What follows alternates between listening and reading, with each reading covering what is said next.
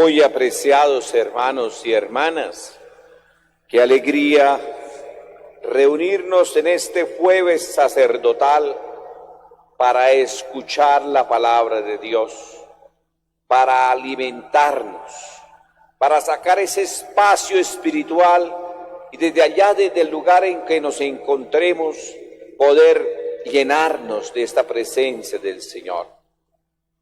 A veces uno se acostumbra que le hablen palabras hermosas, palabras lindas, que todo bien, que todo lindo, que todo hermoso. Eso no es un profeta. El profeta tiene una doble dimensión en la vida: denunciar y anunciar. Denunciar las injusticias y el pecado y anunciar las bendiciones, la gracia y el camino de Dios. Hoy nos tocó en este libro de Amós, aunque él mismo manifiesta que no es un profeta ni es de familia de profetas, es un cultivador de higos, pero que Dios lo llamó para ser profetivo. Dios llamó para que fuera y hablara al pueblo de Israel y le hiciera ver a las autoridades, a los sacerdotes de esta comunidad, que se dieran cuenta lo que estaban haciendo, lo que estaban viviendo y cómo se habían apartado del camino de Dios. Es que ese es el peligro. El peligro en la vida es que uno se acostumbre a hacer las cosas, se acostumbre hasta venir a misa, se acostumbre hasta rezar el rosario, pero no le pone sentido o no le pone esa fuerza espiritual que le permita cambiar su vida.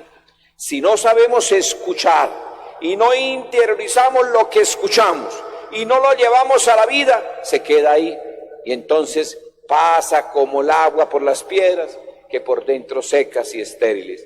Y todos los días el Señor nos está hablando y todos los días nos está diciendo lo que tenemos que hacer. Entonces Amós hablaba fuerte y el rey Jeroboam estaba totalmente confundido y rechazaba lo que Amós estaba manifestando.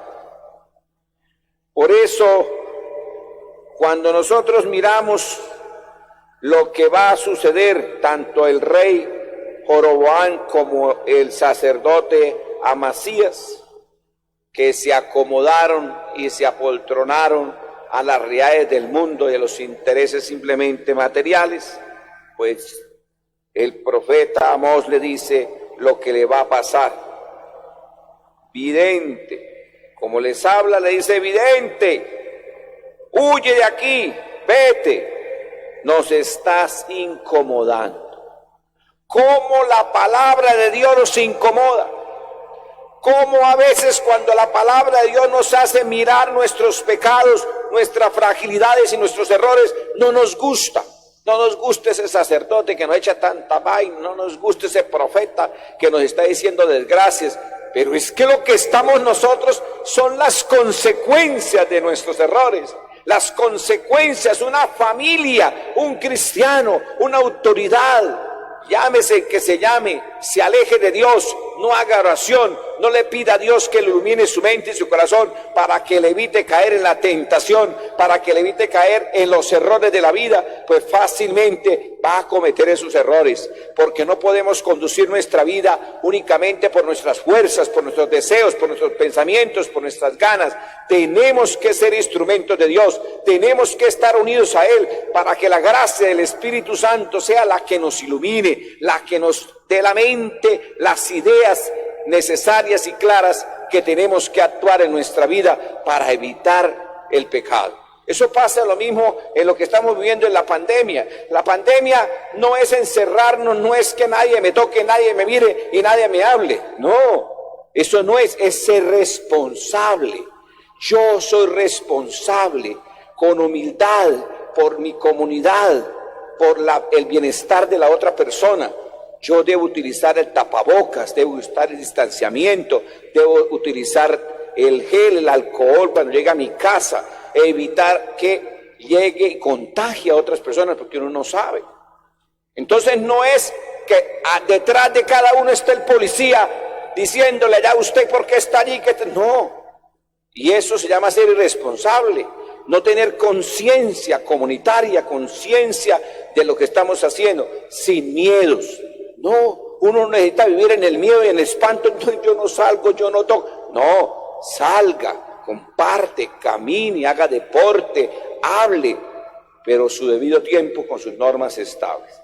Cada uno tenemos que asumir esta tarea, porque no podemos encerrarnos nuevamente, ni podemos vivir en estos miedos, porque entonces, ¿cómo anda la economía? Si no hay trabajo, usted, si no se muere la pandemia, se muere de hambre.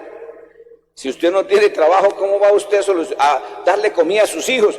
No basta con estar allá encerrados que el Espíritu Santo le baje y le lleve. No, nos toca a todos ponernos en camino, aprender a convivir con esta realidad, aprender a mirar que surgen nuevas relaciones, mucha creatividad para buscar, si se acabó este trabajo tradicional, buscar otro con la creatividad. Apoyarnos, el sentido fraternal, el sentido comunitario, entre todos busquemos nuevas alternativas y no nos dejemos hundir en el pesimismo, hundir en el miedo, hundir en la indiferencia, no, mis hermanos. Ora, elabora, nos dice San Benito. Y por eso no podemos asumir la tarea de Amasías y mucho menos de Jeroboam, rechazar al profeta. No rechace.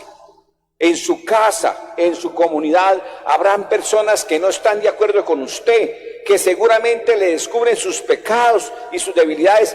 Escúchelos, escúchelos. Así duela, pero escúchelos. Cuando uno sabe escuchar a todo el mundo, uno sabe discernir y sabe mirar cuál es el camino que tiene que seguir y cuáles son las cosas que tiene que corregir como esposo, como esposa, como hijos, como miembro, como autoridad. Pero si nosotros nos encerramos y creemos que tenemos la última y porque somos la autoridad somos lo máximo y nadie me puede decir las cosas, no, así perdemos el tiempo. Todos tenemos que aprender a escuchar a los buenos y a los malos, al torpe y al ignorante, a todos nos enseñan. Nadie en este mundo se la sabe toda y nadie en este mundo es perfecto. Todos estamos en ese camino de construir familia, construir comunidad, pero con valores del Evangelio, con la presencia del Señor en nuestro corazón, con la gracia del Espíritu Santo que hemos recibido en el bautismo, y vamos nosotros discerniendo lo que tenemos que hacer y cómo lo tenemos que hacer. Por eso nos decía el salmista, los mandamientos del Señor son verdaderas y enteramente justos o estables. Dios no nos engaña. Si Dios nos regaló estos mandamientos es porque nos amaba, porque nos ama, porque quiere que usted no se aleje de Él, que no caiga en el pecado, que no sea parte de su presencia, porque cuando nos alejamos de Dios dañamos nuestra vida, dañamos nuestra familia, dañamos todo y destruimos todo, porque el ser humano siempre está en esa lucha del pecado y el bien. Y entonces tenemos que trabajar fuertemente en la oración, fuertemente en la vida fraternal y en la misericordia de Dios. Y con esto empatamos lo que nos dice el Evangelio en el día de hoy, el Evangelio de San Mateo. Dice que Jesús, después de haber cruzado en la barca hacia la otra orilla, fue hacia la otra ciudad y le presentaron un paralítico. Díganlo lo que está diciendo, un paralítico acostado en la camilla, es decir, totalmente paralizado. Viendo la fe que tenían a los que lo llevaron, ahí entran dos acciones, un enfermo y unos voluntarios que no lo dejan solo, que se hacen prójimo, que se hacen misericordia, que se acercan y lo llevan para que Jesús lo sane. Y Jesús le responde, ánimo hijo, tus pecados te quedan perdonados. Y la pregunta que nos hacen, ¿cómo? ¿Acaso el paralítico no iba para que lo sanara de la parálisis? Y el Señor resultó diciéndole, tus pecados te quedan perdonados. Pues claro, mis hermanos, porque ustedes muchas veces no buscan a Dios, buscan a los brujos, buscan a esos medios, todas esas realidades humanas, para que les quite el dolor físico, para que les quite las enfermedades físicas, y eso no es la sanación. Podrán darle un menjunje que lo dejen dopado unos pocos de días y no le duele, pero volverá el dolor. El único médico, el único que sana, no el cuerpo, porque ojo lo que nos está diciendo el Señor, primero el interior, porque ahí es donde están las parálisis más fuertes que afectan el cerebro y afectan todo el cuerpo en nuestra vida, que son las enfermedades espirituales, las enfermedades del corazón. Cuando usted guarda odios, cuando usted guarda rencor, cuando usted guarda miedos, todo eso desestabiliza el cuerpo, paraliza el cuerpo y entonces usted termina enfermo, doliéndole todo el cuerpo. Por eso el Señor, tus pecados te quedan perdonados, es decir, lo desata de todas esas ataduras del pecado, de que usted guardó en su corazón, lo libera. Necesitamos perdonarnos, mis hermanos, necesitamos reconciliarnos. En eso sí pidamos que podamos atender tanta gente que necesita una orientación, necesita un consejo, necesita una confesión para liberarse de todas esas cosas. No guardes en tu corazón los odios, no guardes en tu corazón envidias, no guardes en tu corazón miedos, porque te va a enfermar y te va a paralizar tu corazón, tu vida espiritual. Liberémonos, llenémonos de Dios, llenémonos de confianza, llenémonos de misericordia, llenémonos de alegría, llenémonos de fe, llenémonos de esperanza para combatir lo que externamente se nos bombardean y que nos llevan a nosotros a desestabilizarnos, a ponernos en una actitud de crisis, en una actitud de enfermedad y de bloqueo para paralizar nuestra vida, paralizar nuestra familia, paralizar nuestra comunidad y paralizar el trabajo y el mundo entero. Esa es la primera actitud. El Señor nos perdona, el Señor nos libera.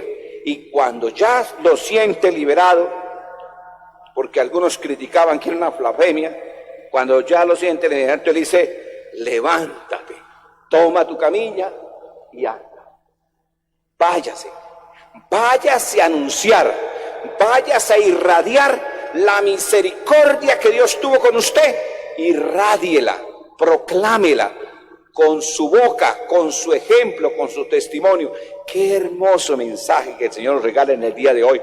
Si la familia, en vez de pelear, en vez de entrar en crisis, en vez de caer en la violencia intrafamiliar, en las groserías, en los insultos, en toda esa situación, ore, pídale a Dios que los ilumine y entre todos oramos en familia, nos llenamos de Dios, nos liberamos de estas cosas y verá cómo cambia. Cómo nos aprendemos a querer, a respetar, a valorar y apoyarnos mutuamente para hacerle frente a estas pandemias que nos ha tocado vivir en este año 2020.